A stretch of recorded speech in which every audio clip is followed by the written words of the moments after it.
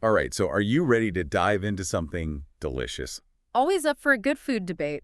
What do you have for us? Today, we're tackling a question that's more controversial than you might think.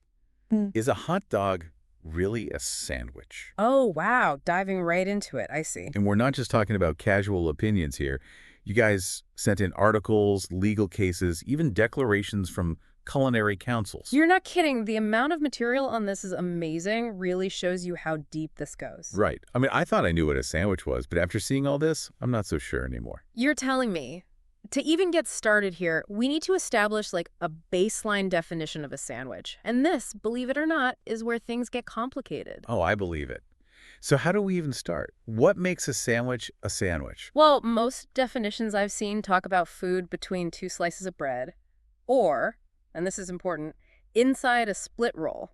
Sounds simple enough, right? Yeah, pretty straightforward. But then think about a lobster roll Okay. or a sub sandwich. I'm with you. Both of those use a single split roll, just like a hot dog. Oh, okay. I see where you're going with this. Yeah. And I bet some people are already screaming at us saying, that's it, case closed, hot dog is a sandwich. Exactly. And it gets even more interesting when we look at some of the listener-submitted sources. The USDA, in their official definition, specifically uses the word bun. Interesting. Like, they could have said bread product or something more general, but they specifically chose bun. Right. Now, whether that was intentional or not, who knows? But it does seem to support the hot dog's inclusion, at least on a technicality. Yeah, it's like they left the door open for interpretation, and now everyone's trying to squeeze through. Exactly. But let's move beyond just the bun for a moment. Let's talk about, like, the practicality of both foods. Okay, I'm all ears. So both sandwiches and hot dogs, they're both conveniently portable meals, right? Yeah, absolutely. Imagine yourself at a sporting event, at a picnic, whatever. They both fit right in, no utensils needed. That's such a good point. You'd never bring, like, a big plate of spaghetti to a baseball game, but a hot dog, perfect. A sandwich, also perfect. Right. They function in a very similar way. And speaking of perfect, let's talk about customization. Ooh, yeah, the best part. Just like a sandwich, hot dogs offer endless possibilities for toppings. Mustard, relish, onions, chili, if you can dream it, you can pile it on there. It's true. The creativity knows no bounds. Exactly. And that level of personalized creation, I think, feels very much in line with the spirit of a sandwich. You make it your own. Okay, so far it sounds like we're leaning towards team hot dog as a sandwich. Right. Strong arguments for sure. But something tells me it can't be that simple, right? You'd be right. While those definitions and the whole practicality thing, those hold weight, a lot of the sources you sent, well, they have some pretty strong counterpoints. Okay, hit me with them then. What's the case against the hot dog as a sandwich? Well, it boils down to this idea that even if a hot dog technically fits some loose definition, a lot of people say it's just its own thing, like culturally speaking. Oh, interesting. So more of a philosophical argument? Kind of, yeah. Think about it. When you see menus, they often have hot dogs in their own section, right? Not lumped in with sandwiches. That's true. I never really thought about it like that before, but you're totally right. Right, like pizza or sides.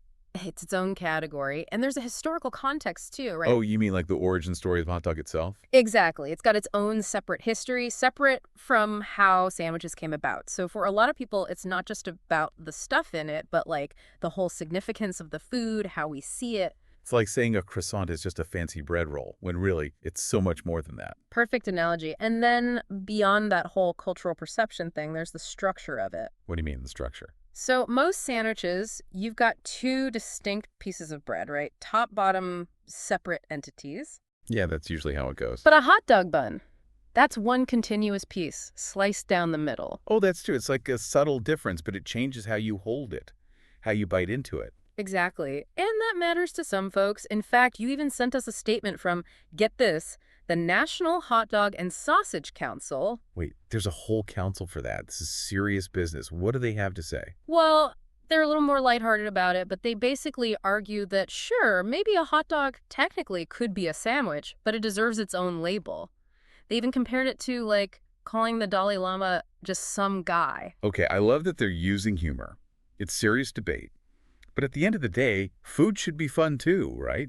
So we've got strong opinions on both sides, official councils weighing in, even spiritual leaders thrown into the mix. Where do we even go from here? Well, it's definitely a heated debate, but some of these sources offer a different way to look at it, like, What if it doesn't have to be one or the other? Okay, explain that one. So maybe a hot dog can be its own unique food while also being a type of sandwich, like a subcategory almost. Hmm, I like that idea. Not having to pick a side, just acknowledging it's complicated. Exactly. It's kind of like a grand piano is both its own instrument, right? But it's also a type of piano. Things aren't always so black and white. This is making me think about, like, tacos. Are those sandwiches? I've heard arguments both ways. Maybe the problem isn't the hot dog, it's that the definition of a sandwich is just too loose. You've hit the nail on the head. Some of the research you sent actually talked about that how what counts as a sandwich can totally change depending on where you're from, your background. So our own experiences, like what we grew up with, that shapes how we see this whole debate. That's fascinating. Totally. It becomes less about the food itself and more about how we categorize things, the meaning we give them, and that's influenced by our culture, our individual lives. It's like that saying, one man's trash is another man's treasure, but for food. What one person sees as a sandwich, someone else might think is totally wrong. Exactly. This whole hot dog thing, it opens up a much bigger conversation about how subjective our experiences with food can be. And it's not just hot dogs. I mean, think about all the other debates out there. Oh, I know. Like, is a Pop-Tart a ravioli? Is cereal soup? Yes. Or remember that lawsuit a while back about whether a burrito is legally a sandwich? Oh, man, don't even get me started on that one. We could do a whole other deep dive on just that case. We could, couldn't we? There's a whole world of these debates out there. But for now, let's stick with the hot dog.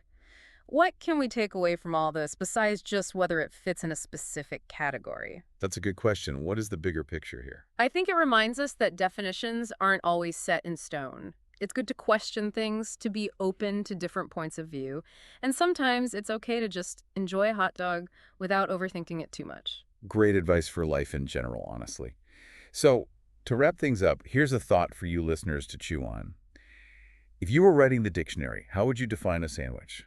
Would the hot dog make the cut, or would you give it its own special category? Whatever your stance, I think it's safe to say, this hot dog debate has been anything but boring. Absolutely. Thanks for joining us for this delicious deep dive, and until next time, happy eating.